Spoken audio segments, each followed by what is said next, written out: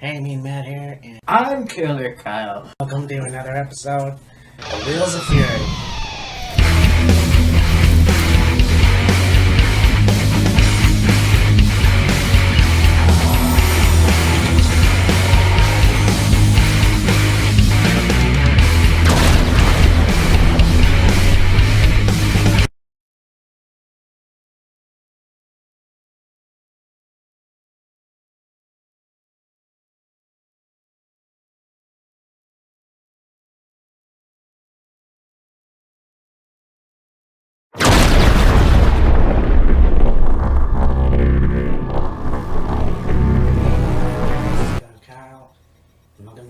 Episode of Wheels of Fury, and we're gonna do a double episode.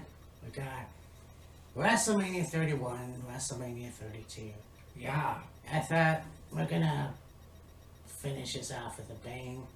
Let's do two, because I mean, WrestleMania 31 was interesting, and obviously WrestleMania 32 was in Dallas, which is happening this year. Yeah. So, yeah, this is gonna be. Well, it's gonna be fun. I know he's got some rants in store. I probably will have a rant or two in store, who knows. All I gotta say is hold on to your lug nuts. It's gonna be a wild ride.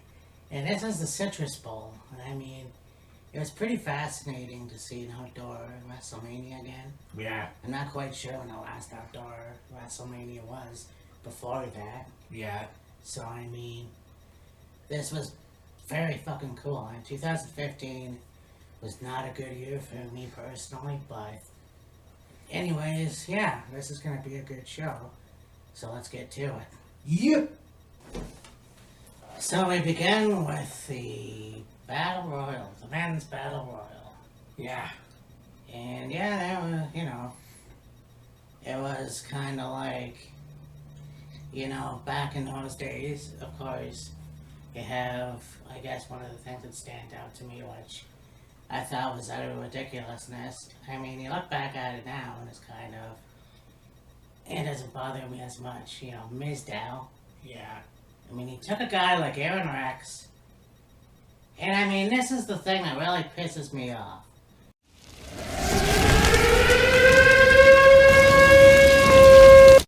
You take a guy like Aaron Rex, Aaron Stevens, whatever, you have him as Damien Sandow, the savior of the masses. And you think, this character can be money. But do you put him in a title? Nope. We have to have him as a punching bag, and then we're gonna put him with The Miz. Have him as the stunt double. And I thought, okay, that's interesting. And then they go for the tag team titles. So you have The Miz with the real titles, where you got Mizdow, or Dan, whatever. Well, you have him with the replica titles, or the toy titles, whichever. You want to call it genius, go ahead. But this was the shits. I mean, it was such a waste. And you take Aaron Rex, you put him in TNA, and yeah, he had a good run for a while. Then he gave him that Gorgeous George-ish gimmick, and then, went from there. But I found that he was just such a waste. See, here's the thing. Damien Sandow in WWE, yes, was good. The intellectual savior of the unwashed masses character was good. He was a really good heel. And then it seemed to be, once that character ran its course, it was like, okay, we want him as a face, but we don't know which way to go. So like, alright, let's put him with The Miz and see where that goes. And there was some funny stuff in there, but a lot of it was just like, okay, Miz is basically using him whenever he doesn't want to be in a match, And then, whenever Miz had a match, you got Miz down on the outside, and Miz get hit, he's miming it on the outside. Those were funny. And then it only went so far, and then you got him going over to Impact and as Aaron Rex, and it was off to a good start, and then it really became kind of corny and cheesy. He was like this gorgeous George type character, and then Put him with Rockstar spot. yeah, I mean, even winning the Money in the Bank, and you thought, okay, there's something, but once again, let's fuck it up. Have a match with Cody on the line of the Money in the Bank, and of course, the whole thing where they fought in the river, or whatever, This was just garbage, in my opinion. I think that they could have used him better, they didn't use him better, and then he went to Impact. Now, I'm not saying that it was much better, but at least there was something. And it's like, well, I mean, now he's acting, he's no longer wrestling, and I don't know, it was just, they missed out on so much, and that's really unfortunate. yeah, so much potential wasted, lost. But anyways, this was a good battle royal, and I mean, the Big Show ended up winning, Yes, and the Andre the Giant, that's, so that's poetic in itself, I guess. yeah, But again, you got the Andre the Giant, memorial battle royal, and it's almost like, okay, Paul White wins, Baron Corbin wins, Cesaro, and it was like they didn't really go nowhere. no, And so really, why the fuck did you have it? And that didn't, and I know that WrestleMania's had battle royals in the past. You talk about WrestleMania, I think it was 1 or 2, and they had the football. that was 2. Yeah, football versus wrestlers. So, I mean, it was that. It just didn't make no sense. It was a good idea at the time. We won't get into the whole Fabulous Moolah Battle Royal thing. Yeah, we'll, discuss that at a later time. But this was kind of like, very dumb. It didn't make any sense. So, Big Show won. Awesome.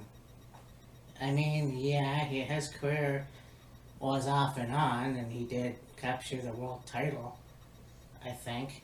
Maybe not, I can't remember. He did get the Intercontinental title.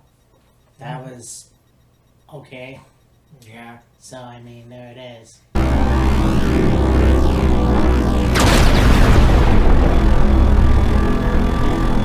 Yeah, so I had a ladder match for the Intercontinental Championship. We had Bad News Barrett, Dolph Ziggler, Dean Ambrose, Luke Harper, R-Truth, Stardust, and Daniel Bryan. Yeah, and I mean, this was cool as well, and I think all 4 competitors really shined in this match. I think that, obviously, Bad News Barrett was the Intercontinental Champion at the time, and of course, I think this was the year that that was the year after that they hot potatoed the fucking thing. Yeah. Which, we'll get into that in the next video, but I mean, this was cool, and a lot of really good stunts with the ladder, as always. Yeah, you have, at one point, was it Harper?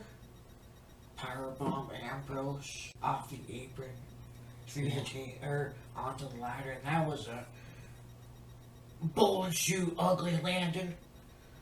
Oh, I know. Rip. And I mean, it was pretty cool, especially, having Bryan win the match. Becoming Intercontinental Champion for the first time. And it's a shame because it didn't last very long. I think he only had it for a few weeks. I think so, yeah.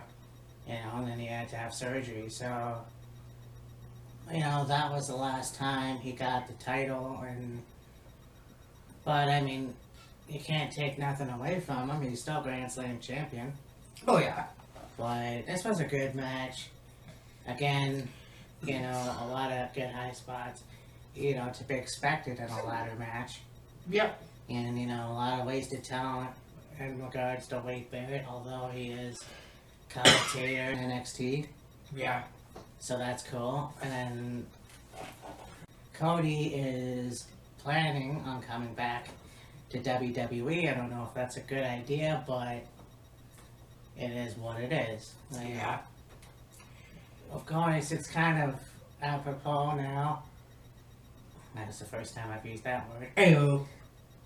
Because you got Bryan Danielson and Jon Moxley and the Blackpool Fighters Club. By a Blackpool Combat Club. Yeah. Yep. With William Regal, so that's pretty cool. Exactly. So now we have... Oh, this match was pretty cool as well.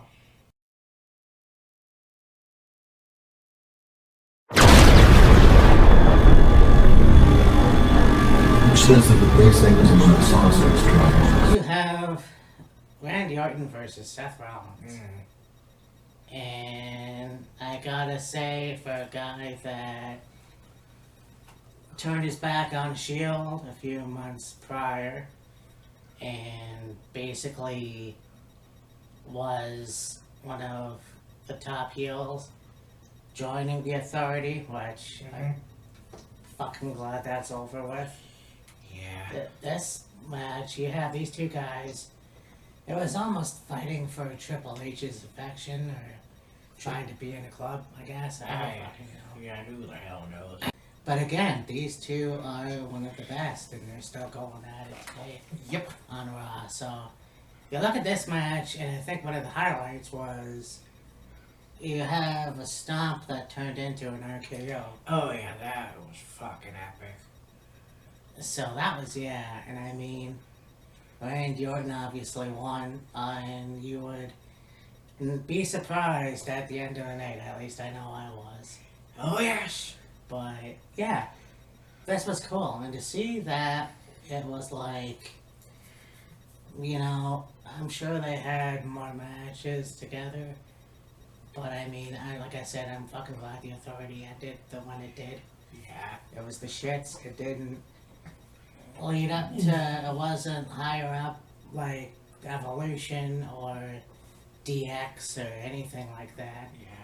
Hell, if you want to put Legacy. But, yeah, I mean, this was a good match nonetheless. Yeah, for sure. That RKO was one of my favorites. That was my favorite RKO by Randy for quite some time. A few weeks ago, I would say it was more than likely bested when a few weeks ago on Raw, Randy hit an RKO on Gable, going for a moonsault. Oh, yeah. That was, that's just how fucking good Randy is. Oh, yeah, they don't say fucking, like, hit the RKO out of nowhere for no reason. Oh, yeah.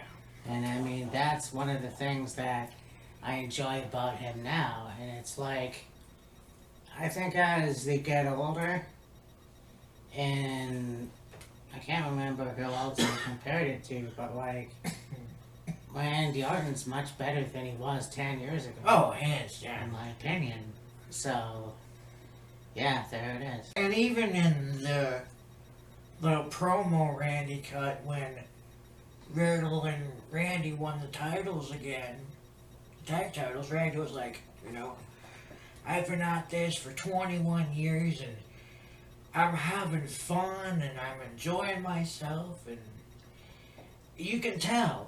Oh, and I mean, it comes through the screen. Like, in my opinion, if you're having fun, then I'm having fun. Yeah. And I think that's what it's really all about.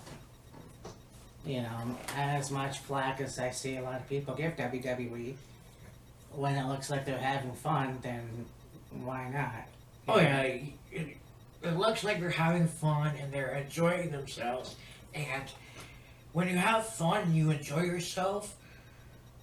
Work is not work. It's career choice, career path, whatever you want to call it. Yeah. Like, it doesn't feel like work. It just feels like you are doing what you were meant to do. Right. This match. Yeah.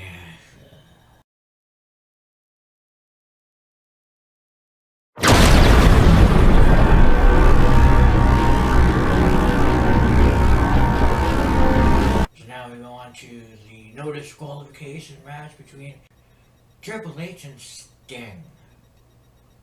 And you know, the lead up to this match was very interesting. You have Sting get involved and help get rid of the Authority for a short period of time at Survivor Series. And then the Authority gets brought back, and, you know, Seth's on a high pedestal, and, you know, they're gonna present Seth with a gold statue in his honor, and there's Sting, and, you know, he's getting involved in certain things, and then it ended up, you know, Sting challenging Triple H to a match at WrestleMania. And as a whole, all around, the match was pretty good. It wasn't, you know, amazing. It wasn't complete shit. It was actually fairly good. And especially when you add in the dynamic of, like, the involvement of NWO and DX, and, you know, the two big factions throughout, you know, the Monday Night Wars, and their involvement really made it good. Yeah, and of course, Triple H got the win. But yeah.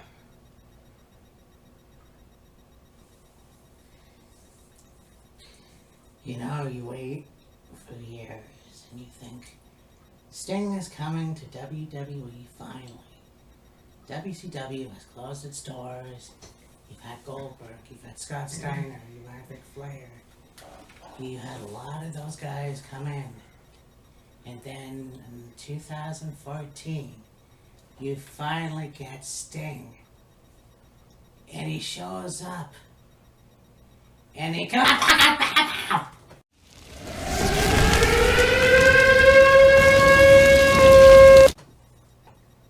So, okay. He goes into the ring. And he does his first promo on WWE on Raw. And he says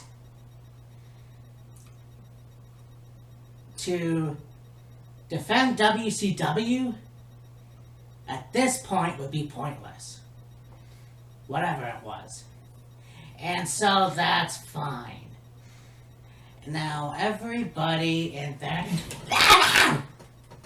wanted to see Sting versus who? That's right, The Undertaker. He fucking had it on your billboard as well. And fuck you for that. Sting versus Undertaker would have been fucking amazing. Hell, Sting versus Kane would have been fucking amazing. Nope. Because we have to have Triple H come out and say, hey, I want a match. Because I want a match with Sting. Because I can't, you know, whatever. It doesn't fucking matter. So we set up WrestleMania. And it's like, you go through the whole thing with the statue and everything else, and that's fine. You couldn't have Undertaker versus Sting at WrestleMania 31. Fine. What I would have done if NWO and DX were gonna come out and interfere, I would have fucking stopped the match right there. And you're fucking CEO, Triple H. I don't give a shit. Stop the match. You have an 8-man tag team. Because think about it. You have Scott Hall, Hulk Hogan, Kevin Nash. Okay, 6-man. Or no, because you got Sting. Versus DX. That would have been far much better than the shit that you gave us. And yes, it wasn't terrible, but you look at it this way, it was another reason to bury WCW, even though apparently WCW wasn't a factor anymore. Was it cool to see the Monday Night Wars going at it at WrestleMania? You're damn right it was. But if you're gonna go there, then have a 6-man tag team. Restart the match. If you're gonna have Triple H beat Sting in his first match in WWE, fuck WrestleMania, then at least have an 8-man tag team match. What the fuck would have been the point of that? Why not? What? Because it was there. It was right fucking there. You know, and I get it. Kevin Nash couldn't wrestle as good as he used to. Fine. Hogan couldn't wrestle as good as he used to. Fine. But to me, it just could have been so much better. And yeah, okay, it was a good match. And you look at the things that happened later on with Seth Rollins, and yes, it wasn't Seth's fault. No. But that was it. You basically gave Steve Orton a shit deal in WWE, and you couldn't even give us the fantasy match with Undertaker and Sting at WrestleMania. Why would you have Triple H in this? I try to wrap my head around these things because it pisses me off to a certain degree. Because you used Goldberg to his potential, and yeah, it did fail in the beginning. Scott Steiner, yeah, even though it wasn't a good run, he did have the world title for a little bit. He did have a good feud with Triple H. But it was almost like, really? Let me pose this question to you. Say things had gone differently when in that match with Seth and Sting didn't get injured. What's to say next year's WrestleMania, 2 years from 31, whatever, you couldn't end up having Sting and Taker. That wasn't that. You know what? You're right, and that was a possibility. And it's unfortunate that these things happened. It really is. I mean, now Sting's on AEW, and he's doing a much better job. But you would think after all these years, you would have somebody coming into your product, and you could use them a little bit better than you did. But you know what? It is what it is. It's just, at the time, it was shit. It was shit. It was shit. In my opinion, it could have been so much better.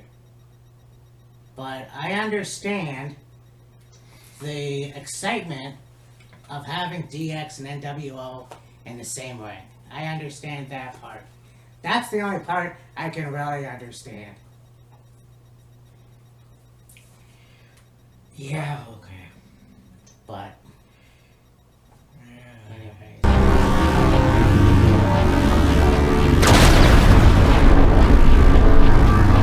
You have a take team match, player.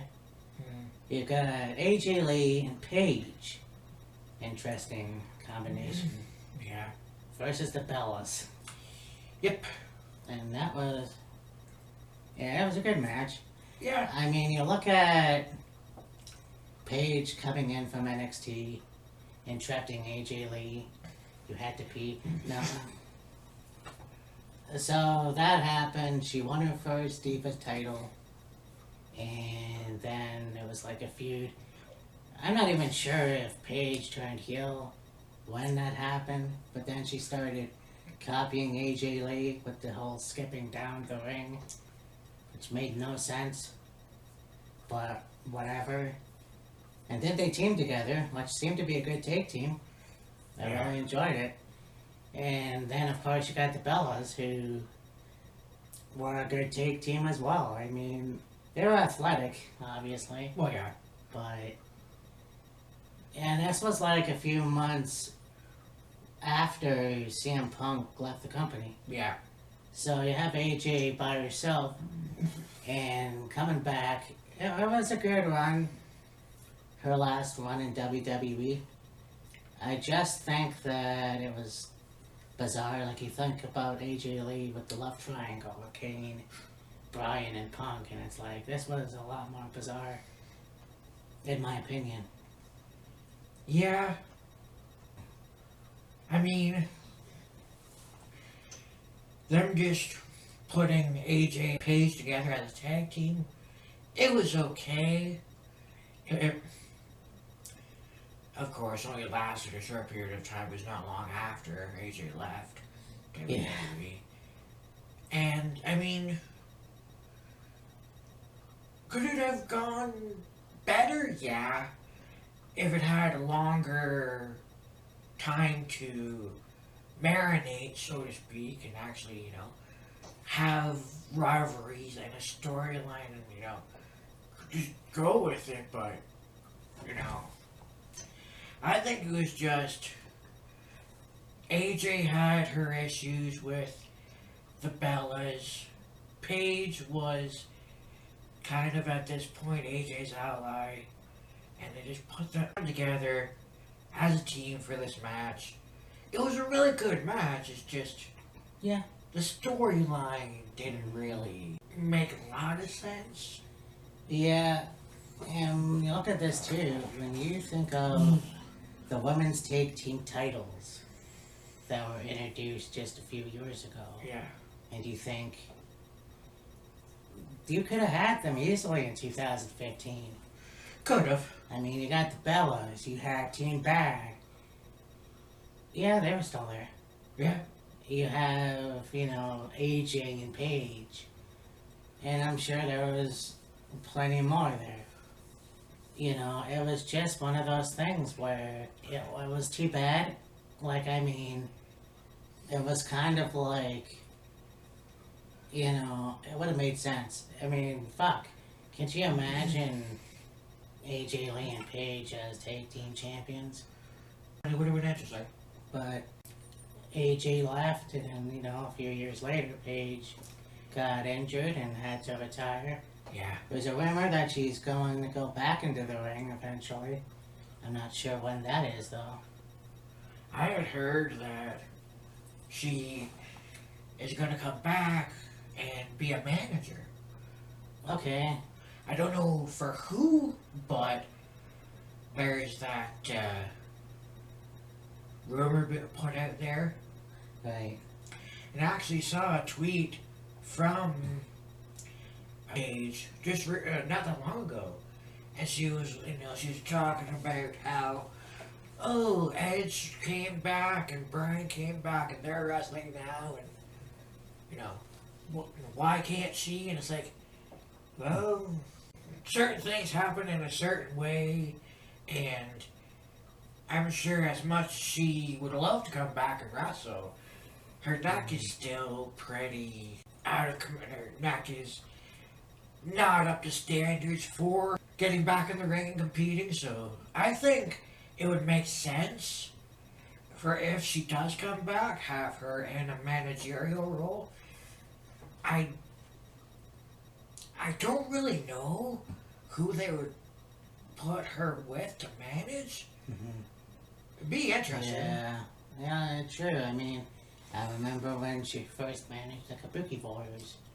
Yeah. That was pretty cool as well. But you look at people with neck issues and you think, okay, Steve Austin coming back at WrestleMania. Now, him and Kevin aren't going to have a match.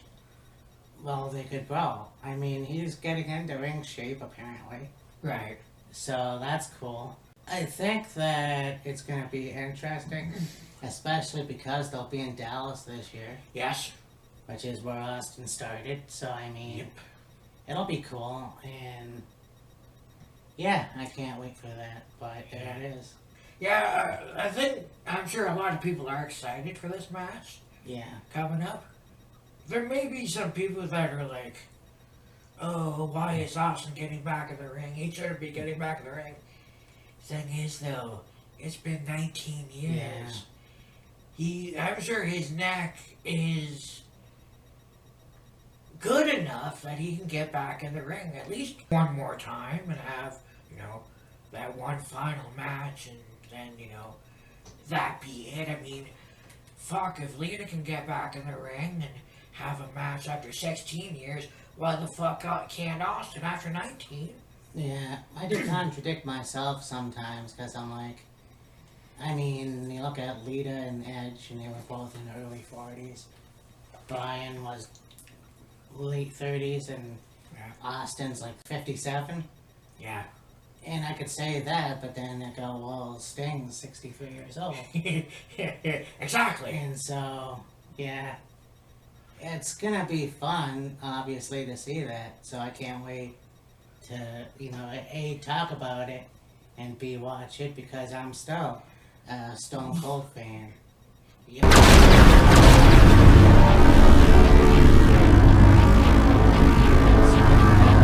States title, we've got John Cena versus Rusev Day. Yes. The rivalry these two had was very good.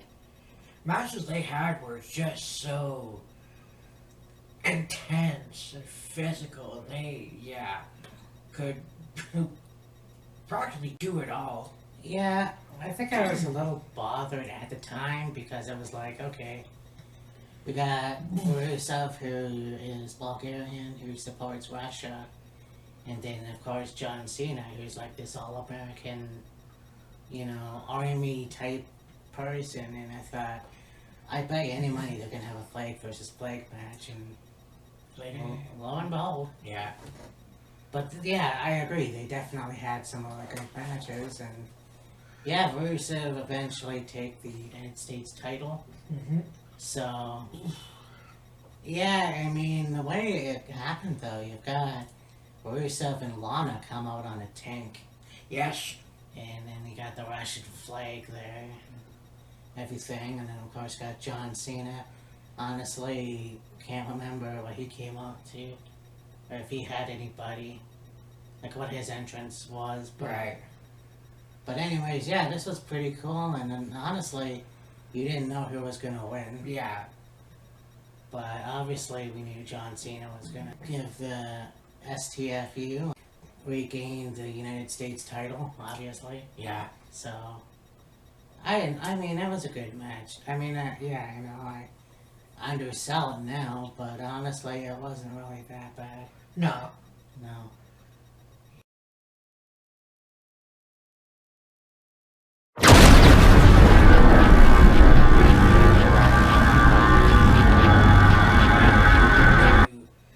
This match, the lead up to this match was fairly good.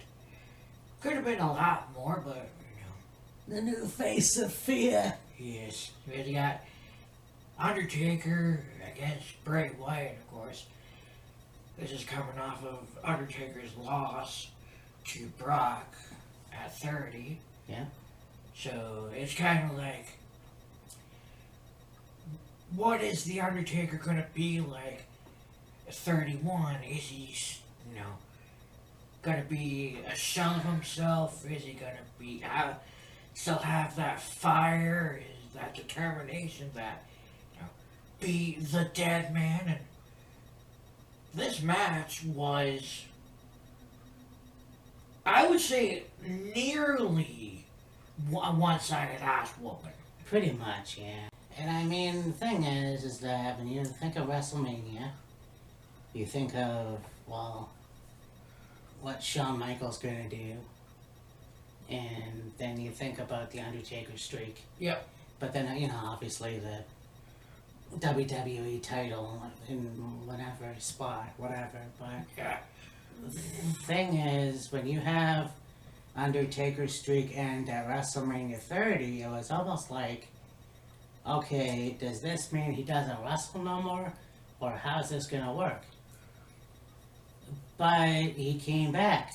And Yeah. he, had that match with Brock at SummerSlam, and it was like, you also had Kane and Bray Wyatt coming out and having the Inferno match, Yeah. and, whatever. So I was almost like, this was a good match. I've already talked about Undertaker and Sting, so I'm not going there again. However, it just seems like, yeah, I mean, once the streak is over, like, how the hell does that work? Well, one thing that is a standout for me, in my mind, is each year at WrestleMania, it was always a matter of, is The Undertaker gonna keep the streak going? Is The Undertaker gonna win? Pretty much every opponent Undertaker was in the ring with at WrestleMania was a legit threat. Mm-hmm. And so it's gonna be like, man, I hope Undertaker wins. I hope the streak continues. And very high pressure. Yeah. And then once the streak came to an end, it was just, I'm sure for Undertaker, it was like, okay, streak's done. I'm no longer undefeated. So when go into a match, it's like, okay, if I win, it's another one in the win column. If I lose, well, it's another loss. There was so much pressure put around the streak and having it continue and having it be undefeated that when he finally did get beat by Brock, it's like, okay, The Undertaker was beat. He's no longer undefeated. So, in the years to come, we'll see what happens and, where it'll go. And I mean, pretty much The Undertaker post 30 and up until he retired 2 years ago, he was, I believe, I want to say like 6-1, something like that. 6-1. 5-1, something like that. From like 31 until his match with AJ. Okay. Yeah. That's just a rough number. I'm not. Well, altogether, it was 22, 24 maybe, and 2, I think. I believe it was 27-2. I'm not sure, but anyways, Well, we can. think about it. Well, I was gonna say we can look it up. Yeah. But I mean, talk about psychology with Bray Wyatt. Oh, That yeah. was one of the best things about him, and why I really enjoyed him in the ring was the psychology. I mean, he really hooked you Mm-hmm. with his speech and his wrestling technique. Oh yeah. His whole thing where he went on his back and did like the spider Yeah. thingy and whatever. So it was like, there was a point where he did that and Undertaker stood up and just Looked glanced at him. over at him. Yeah. But yeah, I mean, Undertaker did win. But I mean, it was like, yeah, I mean, you can say, well, what's the point? I mean, the streak's over with. But then again, you go, well, he's still young enough to wrestle, so why not? Yeah. And, I think it's unfortunate that Wyndham is no longer in the company. Yeah. I'm not quite sure where he's going to end up, but Yeah. I mean, hell, it could end up on Control Your Negative. I don't fucking know. Maybe. But yeah, this was actually a very good match. Like, wrestling-wise and psychology-wise. Oh, yeah. I mean, for years, Undertaker has been the top guy as far as psychology goes. And then you have a guy like Wyatt that could almost equal psychology of Undertaker, and it's like, okay, this will make for an interesting dynamic because, like, Undertaker always, gets in people's minds and, psychs them out and makes people second guess themselves. And Wyatt kind of had that same aspect too. And so you have those two dynamics together, and it's like, okay, who can get in whose head and who can, psych the other one out and, as they say, win the match before the match even begins, Mm-hmm. That, yeah, definitely made things interesting. Oh, for sure. Yeah. And I mean, Wyatt would go on to, like, be WWE champion, tag team champion, like, Universal champion. I mean, his run wasn't terrible by any means. It's just, I think, ran out of ideas. And, Probably. They put the Fiend on him. Yeah. And it was almost like, alright, your last match is gonna be at WrestleMania where Alexa Bliss has the Papa Shango voodoo ink on her face, and Yeah. that's it, you're done. So, I don't know where he's gonna end up from here, but, Yeah.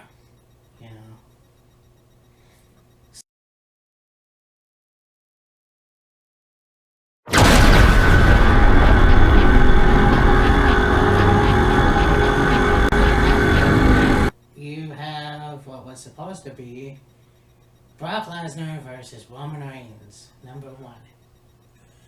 Yeah, for the world title. And so you get into the match, and they're both absolutely pulverizing the piss out of each other, beating each other up, and throwing in barricades, steps, tables, whole 9 yards, just going for the gusto, so to speak. And at one point, they're both laid out on the canvas. It's like, okay, who's gonna get the upper hand and get up and get the advantage? And then, whose music should hit? Seth Rollins. He comes running out of the ring fast as he can. He's got the briefcase in his hand. It's like, oh shit, this is about to get fucking real now. Yeah. So he hands the briefcase to the ref. I'm cashing in. Becomes a triple threat match, and Seth walks out as your new champion. It was probably one of the biggest coups in WrestleMania. Oh yeah. Because you haven't seen a cash-in before at that particular event. No.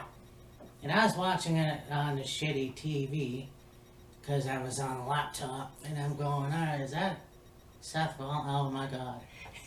Because it's like, you knew he was going to get the title eventually. Yeah. But you look at before all that, Brock is beating down Roman, and Roman's just smiling at him Yeah. like a motherfucker. Yeah. And it's almost like, as much as people hated his guts back then, for some reason, I don't know, it was like, he was, even then, one tough son of a bitch. Oh yeah, hands down. So, that was, very cool up until then. And then, yeah, Seth comes out, they make it a triple threat. Yeah. He curb stomps Brock and then goes to pin Roman. And yeah, basically you're a new WWE champion. And it was like, it's about fucking time. Yeah. I don't know if it was too early to put the title on him, but Yeah. again, you look at months past WrestleMania, and it was like, you got the shit where he has a feud with John Cena. He becomes Seth 2 belts. For some reason, they put the U.S. title on him. I don't know why. You have the thing at SummerSlam with John Cena, which was dog shit in itself. Like, seriously, why would you use a celebrity like that? Yeah. And so, I mean, and then he's still in WWE, and he's, you know, you talk about Randy Orton having fun, it looks like he's having fun. Oh yeah, for sure.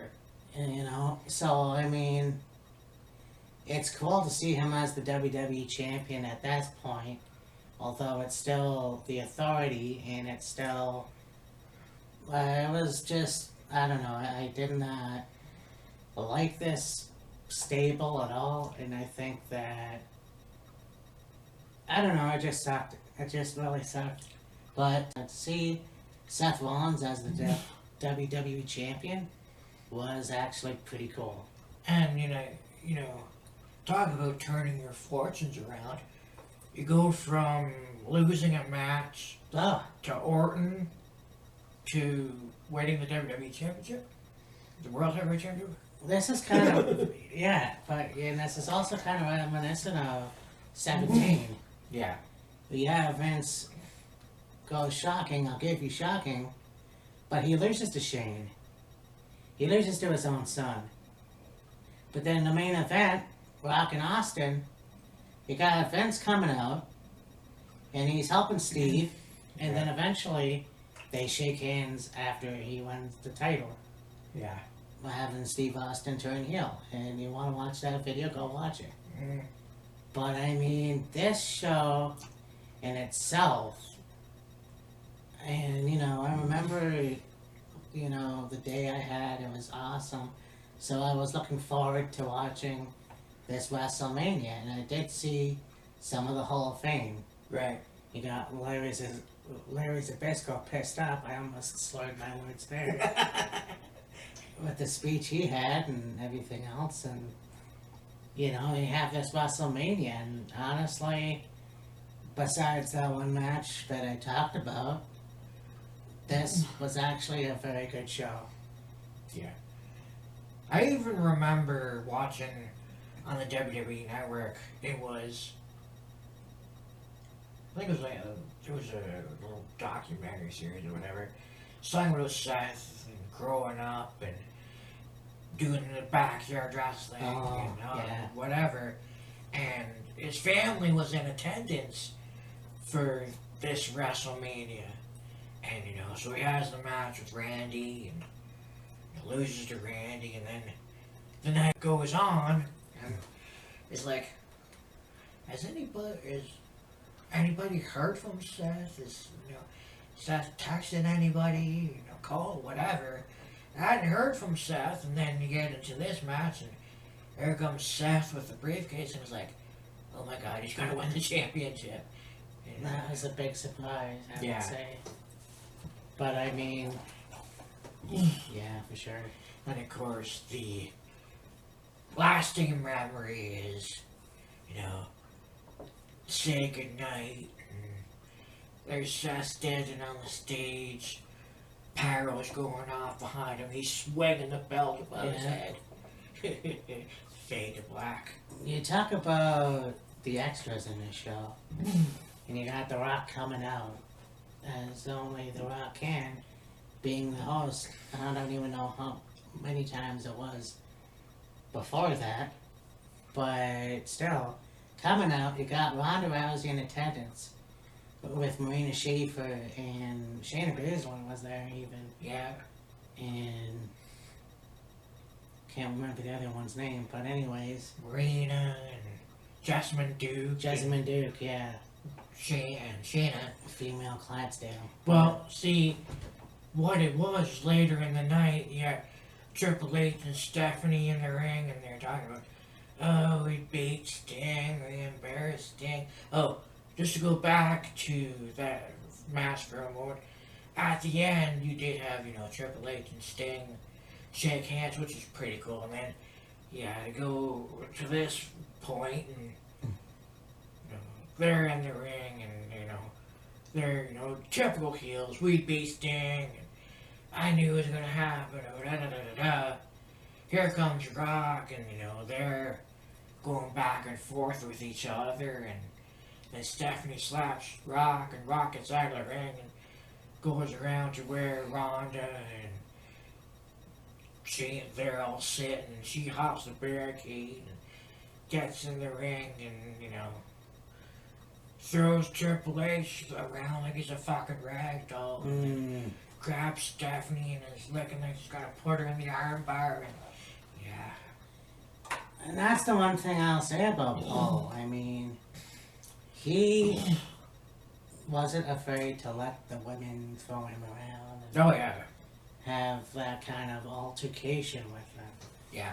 So that was cool. And I think my biggest thing that irritated me was we never got Rock and Ronda versus Stephanie and Triple H, although instead WrestleMania 34 was Kurt and Ronda. And Yeah. I mean, that was a good match too. Yeah. Probably one of the only matches I enjoyed at WrestleMania 34, but still, I mean, yeah. And then of course you got Snoop Dogg. No, it was Machine Gun Kelly, Travis Barker, and I can't remember what the chick's name was that sang the WrestleMania theme song. Right. Overall, this was a really good WrestleMania, you Yeah. know, and yeah, there it is. So this was WrestleMania 31, and then we will talk about WrestleMania 32, which is in Dallas, which obviously is in Dallas this year, so I thought, let's fucking talk about it. Yeah, anyways, for me, Matt, this is Killer Kyle, and we will talk to you in a minute. Deuces. But